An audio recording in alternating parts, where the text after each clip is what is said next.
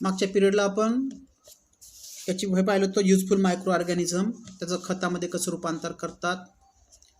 ते प्रोजेक्ट दिलेलं बघा. Visit the garbage depot near your village city. आता आपलं गार्बेज डेपो कोणीकडे आहे, तिकडे भाल्लर रोडवरती आहे. Find out the reason for burying the garbage in the large pits there. Pits म्हणजे खड्डे, लार्ज म्हणजे मोठ्या खड्ड्यामध्ये तो कचरा गाडतात. त्याचं निरीक्षण करायचं आणि तुम्हाला एक लेख लिहायचा आहे. ते नंतर पाहू आपण प्रोजेक्टच्या वेळेस. What does your mother do to make yogurt from milk. तुमची आई, योगर्ट म्हणजे दही, दुधापासून दही बनवते का, किंवा काय करते बनवताना, कसं रूपांतर करते. If a few drops of yogurt और butter milk are mix with lukewarm milk. Lukewarm म्हणजे कोमट किंवा गरम, कमी गरम राहते त्याला कोमट बनतो. And it is kept at the temperature for 8 to 10 hours. बघा, कोमट दुधामध्ये दही किंवा ताकाचे काही मिसळ होतात, विरजन म्हणतो है ना त्याला आपण. विरजन मिसळून 8-10 तास उबदार ठिकाणी ठेवल्यास, उबदार म्हणजे गरम ठिकाणी ठेवल्यास, त्या दह्यातील सूक्ष्मजीवाची भराभर वाढ होते. जे थोडंसं टाकतो ना आपण विरजन, त्या याची वाढ होते आणि दुधामध्ये जे गरम रंगाचं दूध असते त्या पूर्ण दुधाचं रूपांतर दह्यामध्ये करून टाकते. कारण त्या दह्यामध्ये काय असते, मायक्रोब असते, सूक्ष्मजीव असते. दह्यामधले सूक्ष्मजीव जंतू हे आपल्याला पोषक असतात. त्याच्यामुळे आपल्या शरीराची चांगली वाढ होते, भूक लागते आणि चांगले घटक मिळतात. Multiply and the milk gets converted into yogurt. आणि ते झपाट्याने त्याचं रूपांतर दह्यामध्ये करते 8-10 तासामध्ये.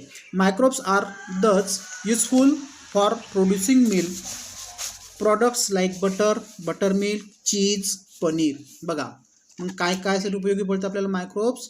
दुधापासून जे पदार्थ बनतात, बटर म्हणजे लोणी, बटर मिल्क, ताक, चीज बाजारात मिळते पा, पनीरसारखे पदार्थ बनवण्यासाठी या मायक्रोब्सचा मोठ्या प्रमाणामध्ये आपल्याला उपयोग होतो. म्हणजे सगळेच मायक्रोब सूक्ष्मजीव घातक नसतात, तर काही आपल्याला फायदेशीर सुद्धा असतात. फर्मंटेशन, याला फर्मंटेशन म्हणजे काय, किण्वन म्हणतात. किण्वन,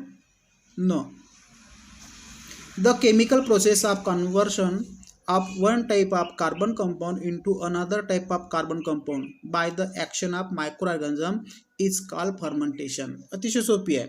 सूक्ष्मजीवाच्या क्रियेमुळे काही जे पदार्थ असतात कोणतेवाले, कार्बन कंपाऊंड, कार्बन म्हणजे कार्बनी नाही का, कर्बोदक म्हणतो आपण.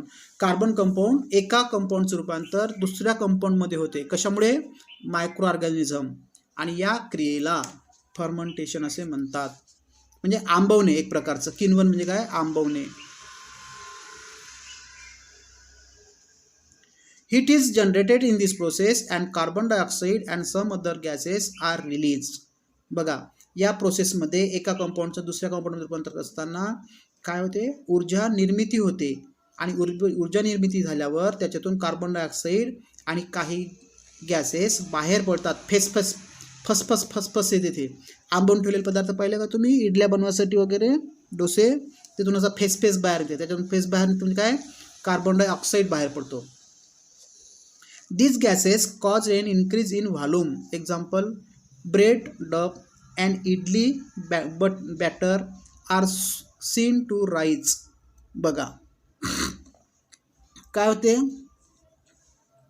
पाव, इडली हे वायू बाहेर पडताना पदार्थ फसफसतात.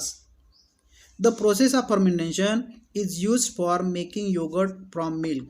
हे फर्मेंटेशन म्हणजे आंबवण्याची प्रक्रिया कुठं वापरतात. आंबवण्याला किण्वन शब्द मराठीमध्ये चांगला आहे. आपण आपल्याला समजत नाही किण्वन म्हणजे काय, तर आपण आंबवणे शब्दाला लक्षात ठेवायचा. Is use for making yogurt from milk, दुधापासून दही बनवणे. Producing alcohol from grains and fruits, जसं द्राक्षापासून, ऊसापासून काय बनवतात, अल्कोहोल बनवतात, दारू बनवतात. ब्रेड फ्रॉम फ्लोअर म्हणजे पिठापासून ब्रेड बनवण्याच्या प्रक्रियेमध्ये सुद्धा फर्मेंटेशन क्रिया वापरली जाते. As well as in the production of acetic acid आणि citric acid, lactic acid, vitamins, antibiotics etcetera. बघा इतके सायट्रिक आम्ल बनवायला, ॲसिटिक आम्ल बनवायला, लॅक्टिक आम्ल बनवायला, जीवनसत्वे, प्रतिजैविके यांच्या निर्मितीमध्ये सुद्धा या किण्वन प्रक्रियेचा मोठ्या प्रमाणात उपयोग केला जातो. अशी हे फर्मेंटेशन म्हणजे आंबवण्याची प्रक्रिया, ज्याच्यामध्ये मायक्रोब्स एका कार्बनिक कंपाऊंडचं रूपांतर दुसऱ्या कार्बनिक पदार्थात करतात, कंपाऊंडमध्ये करतात, त्याला म्हणायचं fermentation. Use your brain power. Why is yogurt mix in the batter or dough of making rava idli, bhature, naan. बघा रवा इडली, भटुरे, नान यामध्ये दही का घालतात? हेच आन्सर. फर्मेंटेशन करण्यासाठी, आंबवण्या करण्यासाठी. How do preparation like yogurt, idli, dosa become easy to digest.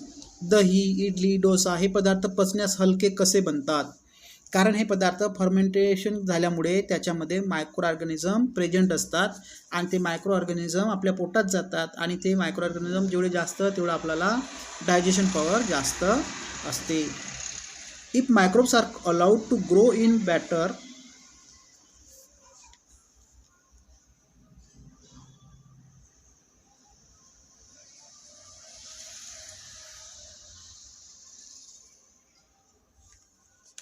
dup, fruit juices, etc. They break down these substances, producing new compound as they grow and multiply म्हणजे जास्त प्रमाणात in them. धान्याची पीठे म्हणजे आपलं पीठ, ज्वारीचं पीठ, अजून गव्हाचं पीठ, फळांचे रस जसं पाईनॅपल ज्यूस, ऊसाचा रस, अजून कशाचा रस माहिती आहे तुम्हाला? फळांच्या रसमध्ये पुन्हा ॲपल ज्यूस नाही का. वेगवेगळे रसामध्ये जर सूक्ष्मजीवांना वाढू दिल्यास स्वतःची वाढ व पुनरुत्पादन करताना हे सूक्ष्मजीव पदार्थाचे अपघटन करतात. अपघटन करतात म्हणजे काय करतात?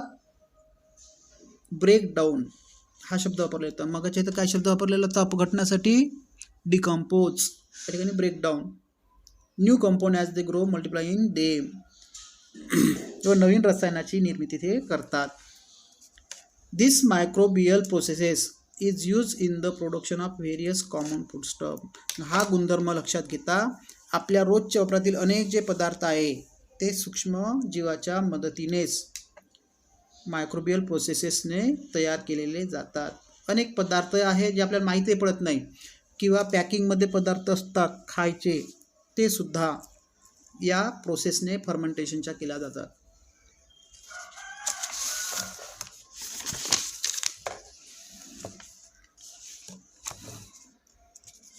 Sometimes when you are ill, the doctor prescribes capsules. बघा जेव्हा तुम्ही आजारी असता तर डॉक्टर काय करतात? प्रिस्क्राईब म्हणजे लिहून देणे, चिठ्ठी आहे का नाही.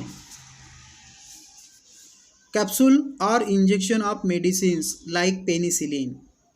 आपण आजारी पडलो किंवा बिमार पडलो तर डॉक्टर काही वेळा पेनिसिलिन सारख्या औषधाची कॅप्सूल किंवा आपल्याला इंजेक्शन देतात. पेनिसिलिन वाचून पहा तुम्ही कसं देतात. This type of medicine destroy the pathogens and retard their growth. तर पेनिसिलिन म्हणजे काय होते? त्या अशी विशिष्ट प्रकारची औषधे त्याच्यामध्ये असतात. कशामध्ये? त्या इंजेक्शनमध्ये, पेनिसिलिनमध्ये, ज्याच्यामुळे शरीरातील आपले रोगजंतू असतात त्या रोगजंतूंचा नाश करतात. म्हणजे काय? Retard their growth. आणि रिटार्ड देअर ग्रोथ म्हणजे काय? रिटार्ड म्हणजे रोखणे, सूक्ष्म जीवाची वाढ रोखतात. डिस्ट्रॉय म्हणजे नष्ट, पॅथोजन म्हणजे रोगजंतू. बघा पेनिसिलिनमुळे आपल्या शरीरातले रोगजंतू नष्ट होते आणि त्याची झपाट्याने होणारी वाढ रोखते. Penicillin. They are called antibiotics. आणि अशा औषधांना अँटीबायोटिक म्हणते. आपण बऱ्याच वेळे म्हणतो डॉक्टर साहेबांना काय लिहून दिलं म्हटलं तर अँटीबायोटिक आहे म्हणते. अँटीबायोटिकला मराठी म्हणतात प्रतिजैवके. म्हणजे आपल्या शरीरामध्ये रोगजंतू शिरलेले असेल तर त्या रोगजंतूला म्हणजे सूक्ष्मजीवाला मारासाठी दुसरे सूक्ष्मजीव त्याच्यात सोडतात. जसं सैन्याला सैन्य कसे मारतात तशावाने रोगजंतू म्हणजे सूक्ष्मजीवच. आणि पेनिसिलिनमधून सोडणारे मायक्रोऑर्गॅनिझम ते सूक्ष्मजीवच एकमेकाशी लढतात आणि त्या रोगजंतूच्या मायक्रोब्सला, पॅथोजन्सला हे अँटीबायोटिक्सचे मायक्रोब्स मारून टाकतात. असं याचा नियम आहे. Antibiotics are produce with the help of specific microbes, आणि हे विशिष्ट प्रकारच्या मायक्रोबपासून बनवतात अँटीबायोटिक प्रतिजैविके. Diseases like tuberculosis, typhoid, cholera etcetera which were previously considered incurable have now come under control because of antibiotic. जे पूर्वी असाध्य असणारे, जे म्हणजे दुरुस्त होत नव्हते, TB, टायफॉइड, कॉलरा असे रोग, आता या अँटीबायोटिक औषधामुळे दुरुस्त होतात. Domestic animal too can be protected from various diseases by mixing antibiotic with their food.